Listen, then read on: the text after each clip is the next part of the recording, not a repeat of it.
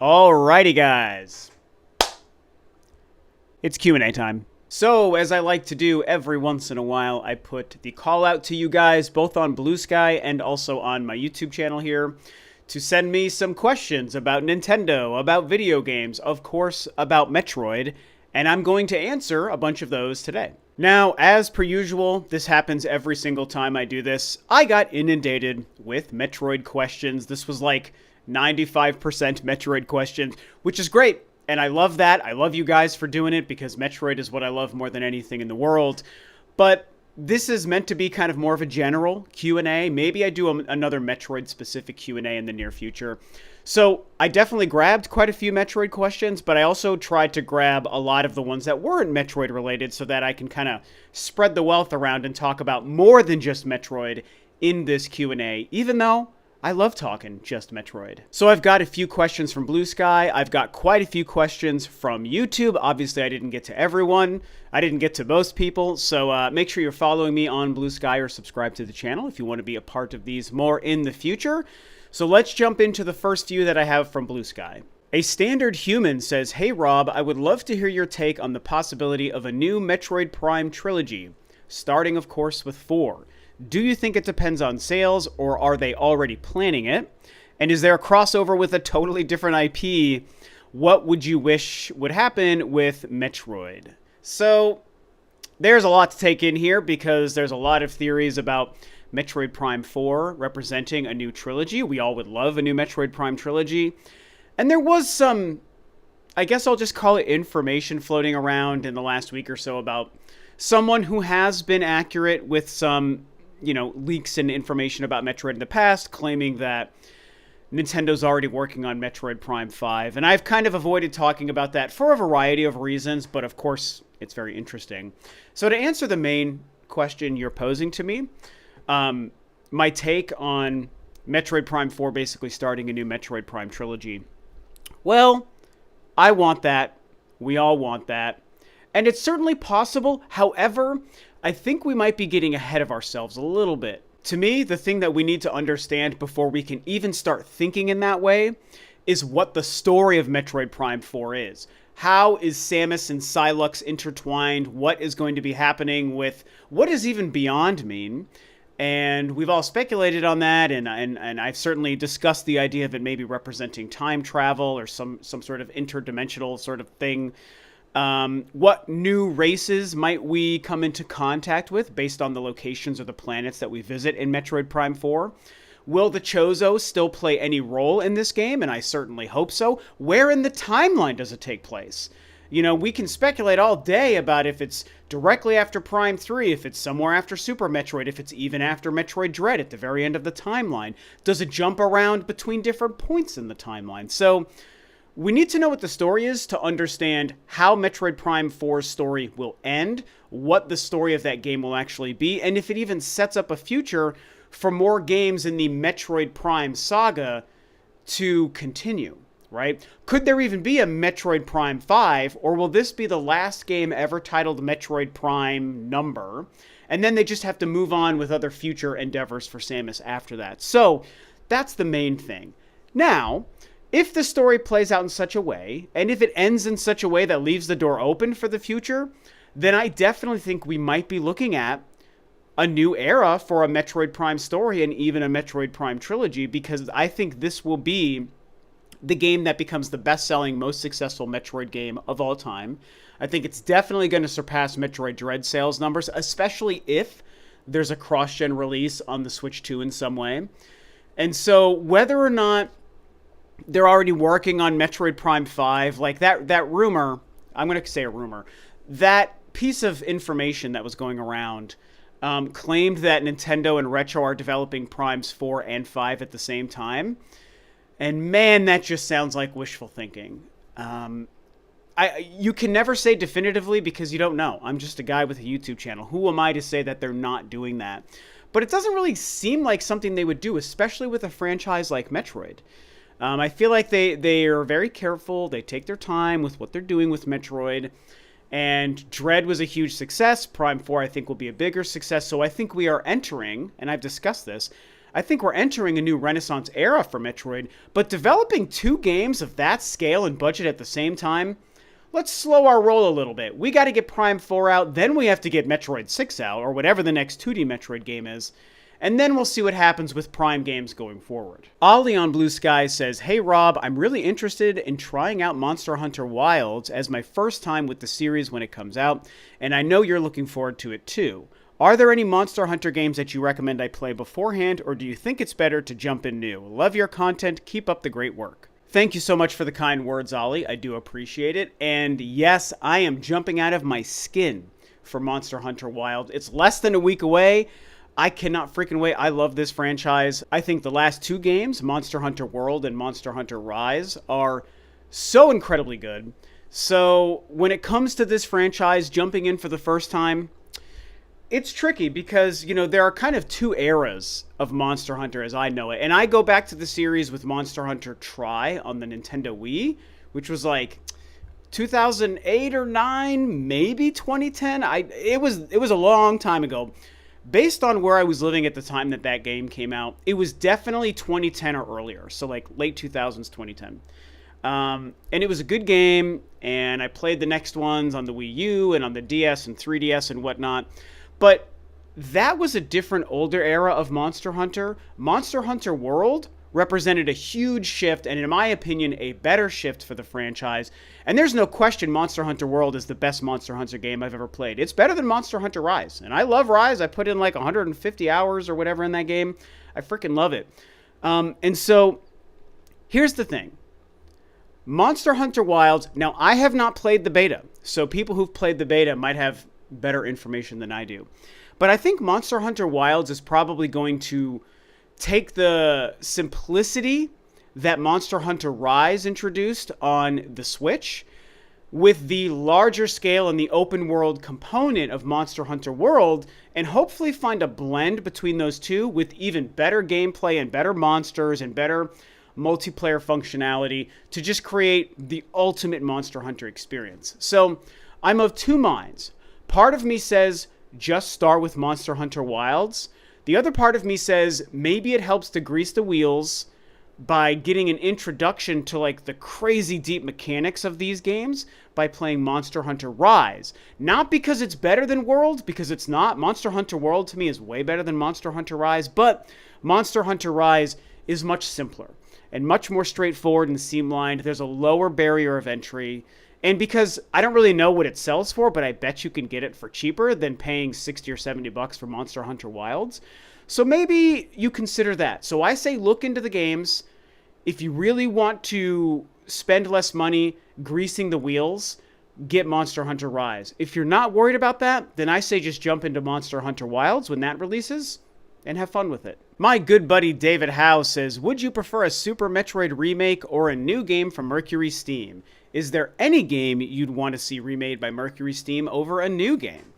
So, thank you, David, for the question. Dave is a good pal of mine. He runs the Super Switch Heads channel. I've done his podcast a few times, including recently, just a few weeks ago. So definitely go check that out. I'll link it below. And, of course, he asked me a Metroid question. So, Mercury Steam making another Metroid game. We all assume it's going to happen. There's no reason to think it won't. And yes, some people have claimed that they already know that's a fact, and it certainly could be. I tend to believe it. What are they going to make, though? I honestly lean towards thinking it's just Metroid 6, being a direct sequel to Metroid Dread. That's what I hope. That's what I want. Just, I love remasters and remakes, but keep going forward, man. We ripped the Band-Aid off with Dread. The 19-year wait between Fusion and Dread was crazy. And now we're on the other side of that. We've actually gotten Metroid 5, which was like a pipe dream for almost 2 decades. Let's keep going, man. Let's keep the train moving in the forward direction. Give me Metroid 6. However, maybe they will remake another one. We've already remade Metroid 1 and Metroid 2. Does it make sense to do the next one, which would be Super Metroid, or to skip that and go right to Metroid Fusion? I mean, look, there's a decent chance that one of those games is getting remade. So, if I was to choose, I would say remake Super Metroid simply because it's the next one in line. Now, a lot of people push back on that and say Super Metroid is already perfect. It doesn't need to be remade, yada, yada, yada. And honestly, I agree with that. In fact, by sheer coincidence, I've been replaying Super Metroid the past week on some of my spare time because every once in a while I go back and replay Metroid games. And yeah, Super Metroid is amazing and it's timeless. It's still incredible. But I think that we forget remaking that game with like a Mercury Steam engine, even if they keep it essentially the same world layout and gameplay and whatnot.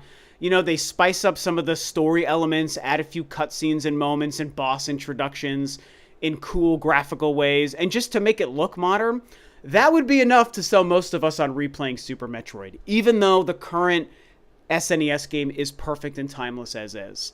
If they did Fusion, of course, I would love that too. But yeah, I think, so my number one choice is Metroid 6. Right behind that would be Super Metroid, and then if they want to do Fusion or something else, that would be great too. Last Blue Sky question comes from AkiraCast, who says, do you think Metroid collaboration events with other companies will become more common in the Switch 2 era? So I read this question as it relates to people who play like Fortnite, or I guess even like Dead by Daylight. I'm trying to think of these like, because a collaboration event to me are like online games where these developers team with like licensed properties, right? So, and Call of Duty has started doing that. Even frickin' Mortal Kombat, you know, you get like Negan from The Walking Dead, you get Jason from the Friday the 13th movies. Dead by Daylight has like, you know, Evil Dead characters and Silent Hill characters and whatnot. And then of course Fortnite's the big one where you have like Star Wars and Dragon Ball and I don't know, all sorts of other. I don't play any of those. Well, I love Mortal Kombat, but I don't play any of those games. Call of Duty, like I mentioned, they started doing Walking Dead characters and stuff. And I'm a big Walking Dead fan, so I do notice when that stuff happens. And it's really cool, I guess, in some ways. And so, you know, a couple of years ago, there were these rumors, or maybe it wasn't a rumor and it was confirmed. I can't remember. There was a story going around about Epic trying to get Samus and Metroid and Nintendo characters into Fortnite, and Nintendo was like, no thanks, we're not interested. Because that's just how Nintendo is. And so, you know, a lot of people think that that was silly, and a lot of people feel like, sticking with Metroid, which is even the purpose of this question, that Nintendo missed an opportunity to put Samus in Fortnite, and if Samus was in Fortnite, that was automatically going to equal just a crap ton more sales and interest in Metroid. And look, I'm not in the ecosystem. I don't play Fortnite. I don't play most of these games. I'm not an online gamer for the most part, except for Monster Hunter and the occasional Call of Duty. I don't play online. I don't care. So maybe I'm getting this wrong, but I live in the world where Fortnite gets crossovers with tons of properties all the time. And is there any evidence that is shown that a crossover property going into Fortnite has automatically increased the popularity and the success of that property? I don't think so. I mean, like I said, I'm not in the ecosystem, so maybe I'm wrong. But Walking Dead is an easy one for me to jump to. I've referenced it a few times. It's already huge and popular. So when Walking Dead characters showed up, I don't think anything changed. I mean, yeah, you saw people talk about it a little bit. I'm trying to think of other ones I've seen. When Star Wars happened a few years ago, people mostly just made fun of it. They didn't really get it. It wasn't like more people went to see The Rise of Skywalker. It's actually the lowest grossing Star Wars movie of the Disney trilogy. And that was the one that had the Fortnite crossover.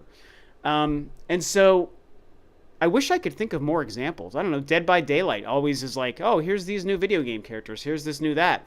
And I don't see huge sales growth and huge conversation growth around any licensed property that gets shared into another franchise like Fortnite and Dead by Daylight and whatnot. Like, it's interesting, people like it, and it's fun, and they'll play as those characters, but I don't think, to the Metroid point again, everyone complaining that Nintendo missed an opportunity with Metroid, I don't think that suddenly millions of people who never cared about Metroid we're going to immediately go and start buying Metroid games just because Samus would have shown up in Fortnite.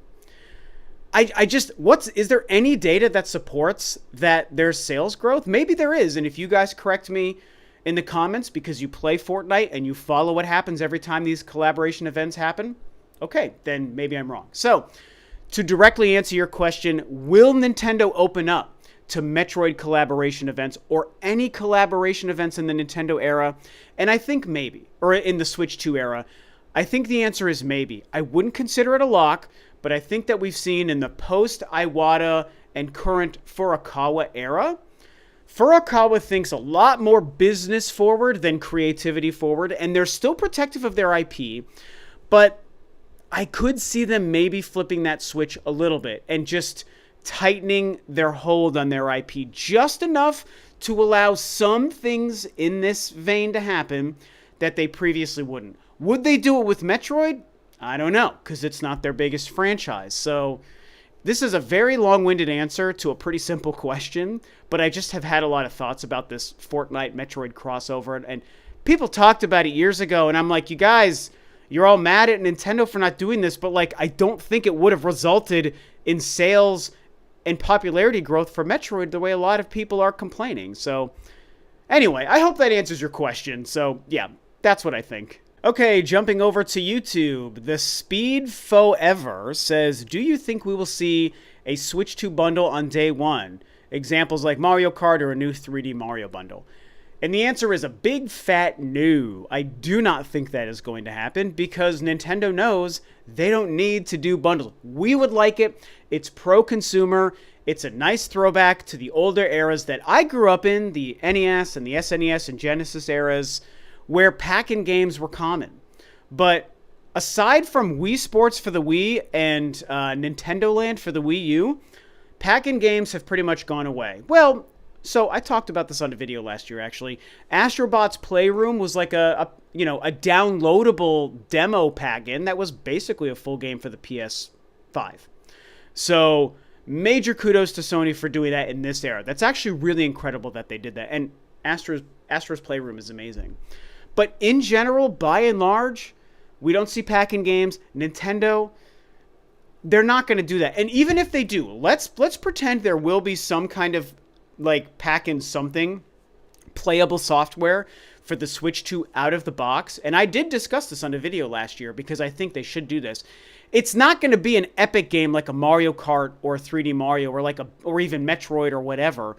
It's going to be something that's trying to call back to a 1-2 Switch and a Wii Sports, something like that. And it's going to be very small scale, something they probably couldn't really sell by itself, but some sort of downloadable, it's not going to be a physical disc or a cartridge, I should say, some downloadable content. And they should do that. So I hope that they do. But they're not going to pack in some of their biggest games that they know they can make a ton of money on by selling Mario Kart or 3D Mario separately. They're not going to do that. We would love it. And even if they did, I think they would just have to charge more. Basically, we would be paying the same prices if we bought them separately. They're not going to give you a free downloadable Mario Kart 9 with your Switch 2, at least not until like 3 or 4 years in, because now they pack in games like Mario Kart 8 Deluxe, and they pack in games like Splatoon, and they recently announced Mario Wonder, which is a year and a half old. So after time, they'll do that. But you asked about day one. No, we're not going to get any AAA pack-ins on day one. Metroid GX says, what is your opinion on how Samus was presented in Dread? I felt it was jarring to watch how over-stoicized she became when I previously had seen what she was like. Calm in the Prime games and human in Fusion, Other M, and the manga. Or is there a lore reason for why she comes off too stoic, like the awakened Metroid DNA, making her behave that way? So this is a sneaky good question, and really diehard Metroid fans know and understand how good this question is. My opinion on how she was presented in Dread is I liked it. Because yes, she was very stoic, and that is a general part of Samus that people have gravitated towards liking and preferring. And here's what I'll also say on my opinion of that version of Samus in that game. You call it over stoicized, like she's more stoic and calm than you want her to be. And I get that, and I actually agree with that as well.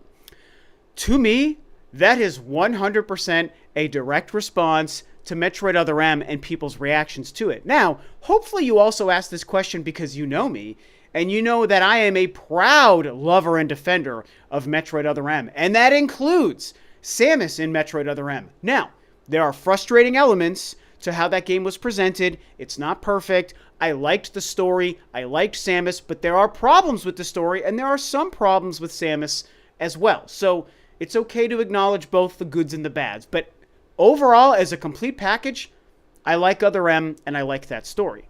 So one thing we have to acknowledge, though, is that most people, sadly, don't like the game, they don't like the story, they don't like Samus in that game. So because of that negative reaction, which does break my heart, I think that they basically, I don't know if overcorrected is the right word, because I still think what they did works and is really great in that game, but they certainly swung the pendulum pretty much as far as you could swing it in the opposite direction from Other M. And so she is almost just an empty vessel, an empty shell of a character, which previously she had been because of hardware limitations, and they kind of wanted to recall that. Samus never really spoke or had much of a character in any prior Metroid game, even with the bits of story we get, the relationship between her and the Metroid in Metroid 2 on the Game Boy and in Super Metroid. Metroid Fusion started to add some more. Metroid Prime 3, not 1 or 2, but Metroid Prime 3 added even more. So they made a couple of jumps, right? Metroid 2, Super Metroid, big jump in Metroid Fusion, another big jump into Metroid 3, and then the biggest jump of all in Metroid Other M. And so they started to humanize Samus and put her more into the forefront and make her a little bit more of a character and a person and a woman who has thoughts and feelings and opinions and a life and a brain ticking inside of her head. But other than those few examples, she's just a silent warrior. She's in her suit and she's killing Metroids and bad guys and space pirates and bosses. And that's all she's doing. Other M comes out, polarizes everybody. Dread follows that up years later. And so they decide to just make her just a very silent badass. Now, we get external narratives that explains a lot about her and humanizes her in a different way, such as Ravenbeak's revelation about I'm your, spiritual dad because of the Metroid DNA and the Chozo DNA and all that great stuff, that exposition we get. That's not Samus herself doing or saying anything.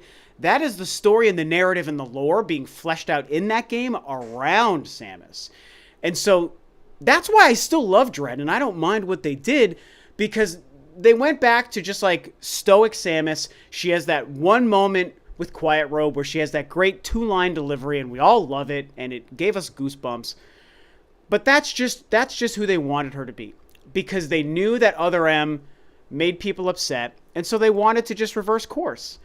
So this is a long answer because I have so many thoughts on it, if you can't tell. Very passionate. So the only thing I'll say to wrap this up and move on to the next question is, I would like them to see, now that they went one direction with Other M and then the opposite direction in Dread, going forward, whether it's Metroid Prime 4 or Metroid 6 or whatever, now let's meet in the middle. Now let's find that balance between the two extremes. Let's find that perfect Samus who we can believe is a person and a woman who has a life that she lives and feelings and thoughts of her own, but also is like, I'm just a badass. I don't need anyone around me to just get the mission done kind of person. Let's see that kind of middle ground version of Samus going forward forever. That's what I hope to see in response to both Other M and to Metroid Dread. Matthias7790 says, where can 3D Metroid go after the Prime Saga? Asking for my predictions and my hopes. Well, this is an easy one. It's kind of low-hanging fruit, but it's honestly just what I feel. And that's that I would love to see 3D Metroid just go into third person at least one more time. And I know I was just talking about Other M, but I have to reference it again here because it's the only time Nintendo and the Metroid franchise went into a third-person game that was a little bit more action-focused than it was puzzle and exploration-focused. I mean, it's got that in it, but it's mostly just an action game. And again, I like it. It's low on my Metroid list, but I do like that game. It's like an 8.5 out of 10. I don't care what anyone says. I like Other M. However, I think that there is a pretty bright future for a third-person Metroid kind of action exploration adventure game.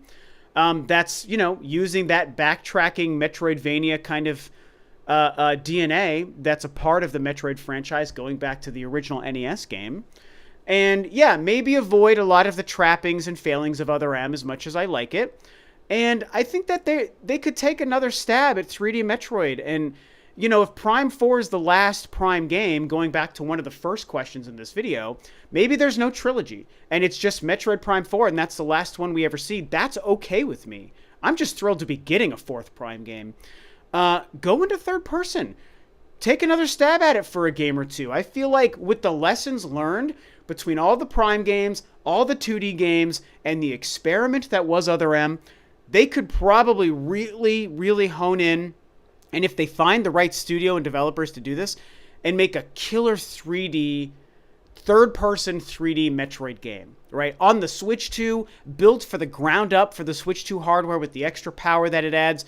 Oh boy, that's an exciting prospect, man. Just get all of the elements from Prime, 2D, and Other M and just blend them together into something wholly new in third person.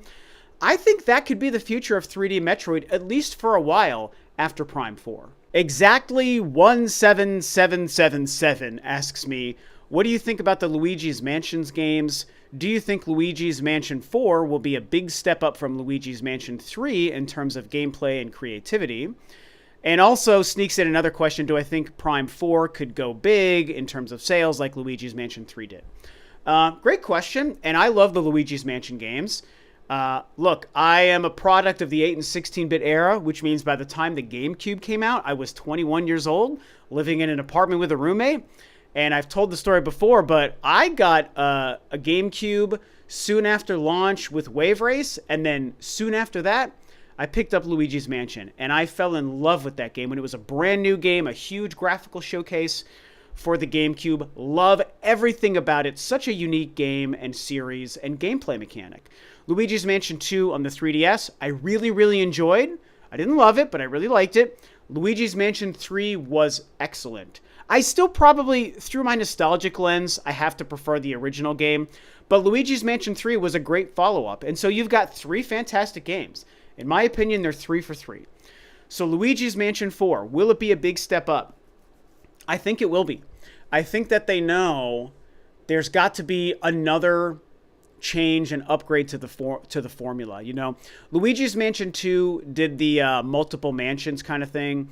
Luigi's Mansion 3, I feel like, I guess the Guigi was like the biggest like gameplay. It's so funny to say that. Guigi, I think, was the biggest gameplay change that I can remember from Luigi's Mansion 3, coming from 1 and 2. And so there's got to be, I don't even know. I'm not going to pretend to know what they could do. I just trust, is it Next Level Games? It's Nintendo, and I want to say it's Next Level that makes the Luigi's Mansion games that they purchased a few years ago. I just want to trust that whatever they would do on the Switch 2, better hardware, a Luigi's Mansion 4 where they want to really step up their game, I trust that they're going to know the right mechanics, the right gameplay, location settings, maybe weird controller things based on how the Joy-Cons work, functions we're not aware of, the mouse thing, whatever you want to do. They're going to know how to improve it. And so I think it's going to be I think it's coming, and I definitely think that it's going to be a step up. And to quickly answer the second question, yes, I've said before, Metroid Prime 4 I think will be the biggest and best-selling Metroid game, similar to Luigi's Mansion 3 compared to the prior games. However, I don't think Prime 4 is going to sell as well as Luigi's Mansion 3, but that's okay. I think if it hits 5 million or more, Prime 4 is going to be a really big hit, and that's all it needs to be. Kieran Buckley 370 says, any chance we get the first tease for the next big brand new 3D Zelda in the April Switch 2 Direct? That would automatically get people very excited for the new hardware, but we know the game is years away. So, I mean, yeah, of course, that's going to get people excited for the hardware, but also, I think people are excited enough for the hardware as is. And if this Direct is fantastic without Zelda, people are still going to be very hyped. But it's a good question, and I have to be honest, no, I don't see them revealing the new 3D Zelda. Like, we're in a weird state where Tears of the Kingdom is a humongous game, so epic, so vast, so much time and money and manpower went into developing that game.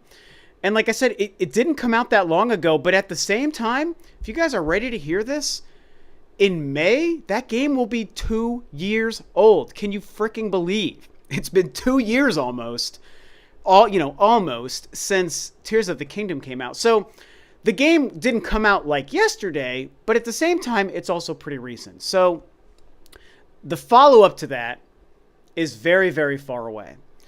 So I don't see in this April 2nd Direct that we're all waiting for, I don't see them revealing or teasing the new 3D Zelda. Now, if they were going to prove me wrong and do it, I feel like the only way they could do it would be to almost emulate the Metroid Prime 4 reveal and just put a logo on screen and just say very, very casually, just so you know, we're working on the next Zelda game with the Zelda logo on the screen.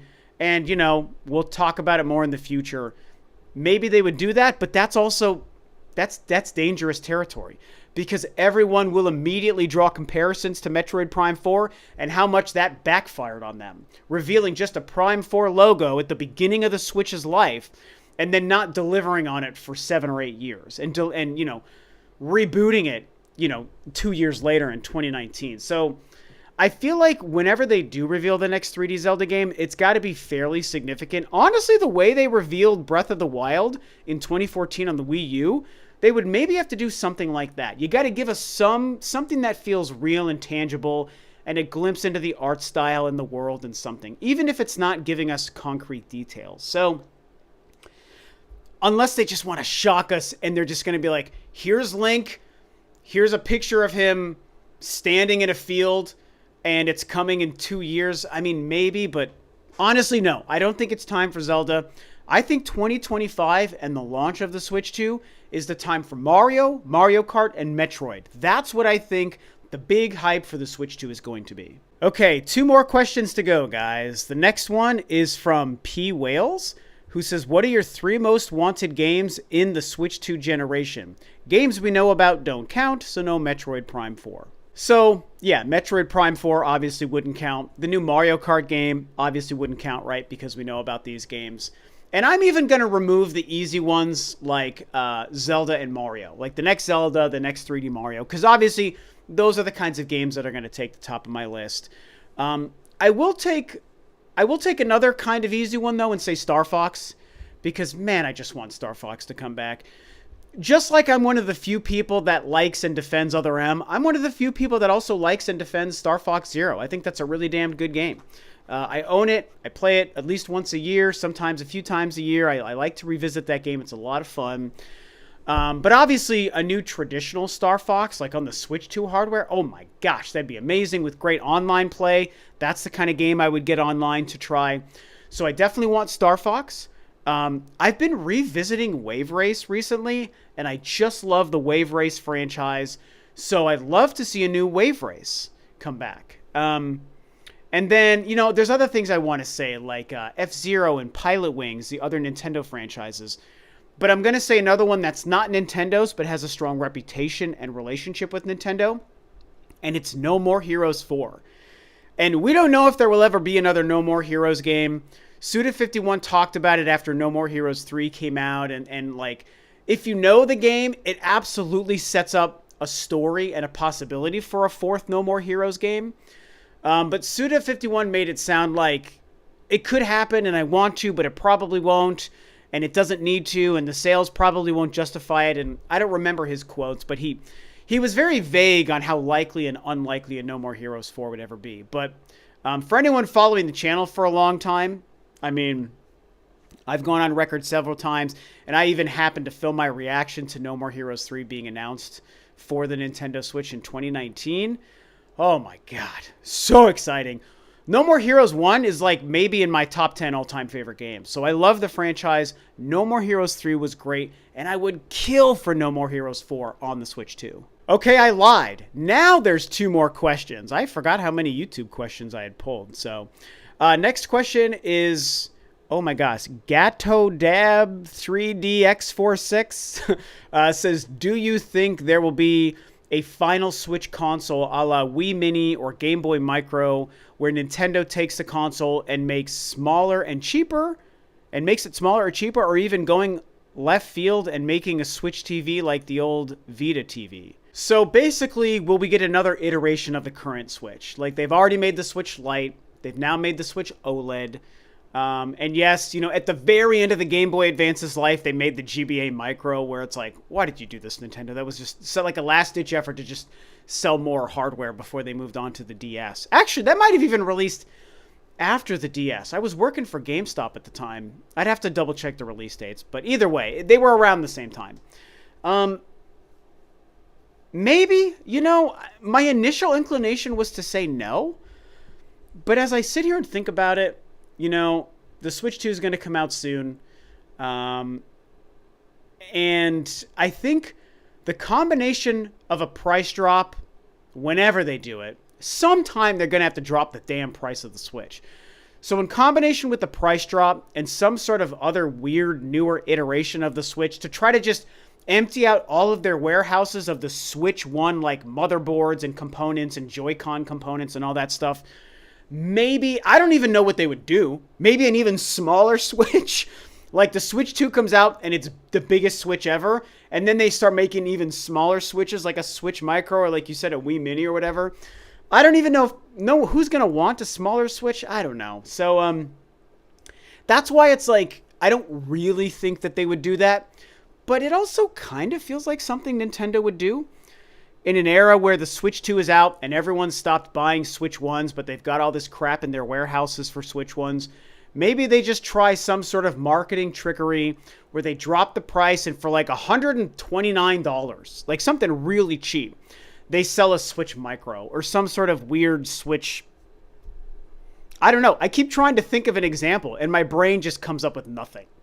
I don't know. So you fill in the blank. A weird new last-ditch effort iteration of the Switch after the Switch 2 comes out to just get some 11th hour sales of the Switch hardware. Yeah, maybe they do that, but honestly, I wouldn't go to Vegas and put any money on Nintendo doing that. And the actual last question for today, which of course is another Metroid question, comes from the Terrible Claw 4285, who says, what if Prime 4 is terrible and sells poorly? Would there even be a future for Metroid? And when I say terrible, I mean terrible gameplay and terrible story. So part of me was like, do I want to pick a negatively slanted question for the last question? But I was like, I don't care. It's an interesting question. And one I actually made a video on like years and years and years ago, before we'd even seen Metroid Prime 4. So two parts of this question. What if Prime 4 is bad? And what if it doesn't sell well? They're actually reasonable questions, and I know some people won't think they're reasonable, but I think they are.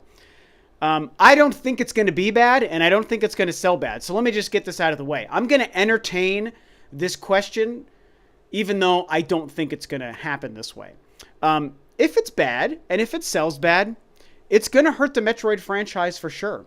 But will it kill the Metroid franchise, which I think is the insinuation of the question? No, I don't think it will. I think a lot of us would be forgiven for thinking that Metroid is just kind of a franchise that's always on thin ice. I could understand if there's like that default thinking out there for a lot of people, diehard Metroid fans, Nintendo fans, game fans alike. It makes sense to feel that way because I do understand it. However, I don't really think it's actually that true because Metroid's fan base is so rabid and strong. Even though it's smaller, it's one of those very, very strong but small vocal fan bases. And Nintendo knows that. So I've said this in the past, and I'll say it again. I feel like Nintendo has realized that they can view the Metroid franchise as a goodwill franchise. Regardless of the profits generated, the money we make, the popularity, the sales success, the visibility, we Nintendo understand, there is a value to always keeping Metroid alive in some fashion and providing this smaller, but still significant and very passionate fan base satiated with content. Especially in the Switch era, where they learned that with Metroid Dread being a huge hit relative to the franchise, Metroid Prime Remastered also being a big hit, and now the resurgence with Metroid Prime 4, I think that they've and even Samus Returns. I don't want to leave Samus Returns out. That was an important game too, even though it didn't sell as well as it should have. That game does matter, and I don't ever want us to forget Samus Returns because that was freaking awesome that they did that. And so I don't think Nintendo will ever let Metroid die. Even if Prime 4, with all of the hype and the development hell behind it, and the fact that it really does need to be a big hit, I don't think it's going to deter them. And if you want any reason to believe what I'm saying, consider this. We basically know they're already hard at work on the next 2D Metroid game anyway. Mercury Steam is probably working on that next game, Metroid 6, Super Metroid Remake, whatever you want to call it.